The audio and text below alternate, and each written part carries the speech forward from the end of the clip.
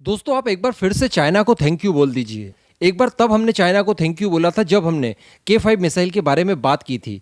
आपको मैंने बताया था कि K5 मिसाइल चाइना से बढ़ते कॉन्फ्लिक्ट की वजह से काफ़ी स्पीड से काम किया गया और उससे कंप्लीट कर लिया गया है।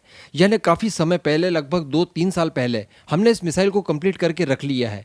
यहाँ तक कि इसके टेस्ट से संबंधित सारी अरेंजमेंट तक कर रखी है। केवल और केवल पॉलिटिकल क्लियरेंस मिलने की देर है, जिसके बाद हमारा DRDO K5 जैसी सबसे घातक मिसाइल का परीक्षण भी कर देगा। तो दोस्तों ऐसी परिस्थिति में जब आप ताकतवर होते ना, तो इसका क्रेडिट आपने अपने दुश्मन को देना चाहिए। एक्चुअली कई बार इस तरह की मैं क्रेडिट चाइना को दे देता हूँ ना, तो आप लोग ऑफेंड हो जाते हो। एक्चुअली सभी नहीं, मैक्सिमम लोग मेरी बात को समझते हैं, लेकिन कुछ लोग ऑफेंड हो जाते हैं। लेकिन आपकी फीलिंग को भी मैं समझ सकता हूँ, आप काफ़ी बड़े देशभक्त हैं, इसलिए आपको इस तरह की चीज़ें शायद अच्छी नहीं लगती होंगी। इसीलिए मैं आज आपको क्लियर कर रहा हूँ कि अपनी शक्ति की क्रेडिट अपने दुश्मनों को दी जाती है, ये पुराने ज़माने से दी जा रही है।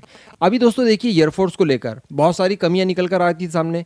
जब VR चौधरी सर ने अपना पदभार संभाला था, उसके बाद कितनी सारी खबरें लगातार आई थी एयरफोर्स को लेकर। हमने भी आपको कई सारी खबरें दी थी कि एयरफोर्स में फाइटर जेट की कमी है, ये है, वो है।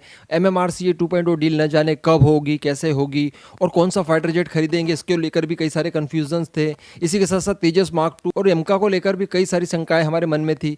लेकिन ये सारी चीज़ें केवल हमारी थी, ये हमारी गलत फहमियाँ थी। ऐसा एक्चुअली है नहीं, समझ रहे आप। मैं आपको बता दूं कि हमारा एमका, जी हाँ, हमारा एमका पेपर से उतरकर अब रियल बनने जा रहा है। कि हमारे एमका में इस्तेमाल किए जाने वाले मैक्सिमम पार्ट्स को मैन्युफैक्चर करना शुरू कर दिया है, जिसमें एक्चुएटर शामिल है, लैंडिंग गियर शामिल है, ब्रेक शामिल है। इसी के साथ साथ हाई फ्रीक्वेंसी रडार से बचने के लिए रडार रिडक्शन ग्लास भी बनाया जाने लगा है, जो कि इसके कॉकपिट के ऊपर चढ़ाया जाएगा। यानी कुल मिलाकर आप कह सकते हैं कि इनका एक्चुअली बनने लगा है। इसी के साथ साथ दोस्तों बताया जा रहा है कि 2024 में ये पहला प्रोटोटाइप बनकर तैयार हो जाएगा और 2025 में ये अपनी फर्स्ट फ्लाइट भी ले लेगा। और इसके अलावा एक खुशखबरी आप सुन लीजिए, तो 2027 में हमारा एमका अपनी पूरी कैपेबिलिटीज के साथ, जी हाँ, एक कंप्लीट फाइटर की तरह उड़ान भरने के लिए पूरी तरह से तैयार होगा। यानी इसे पूरी तरह से कंप्लीट कर लिया जाएगा। इसमें स्टेल्थ का पूरा ध्यान रखा जाएगा, इसके वेपन्स और एवियोनिक्स वगैरह सारी चीज़ें इसमें कंप्लीट कर ली जाएंगी। यानी हम लोग उसको देखकर कह पाएंगे कि एमका इसी तरह का होगा।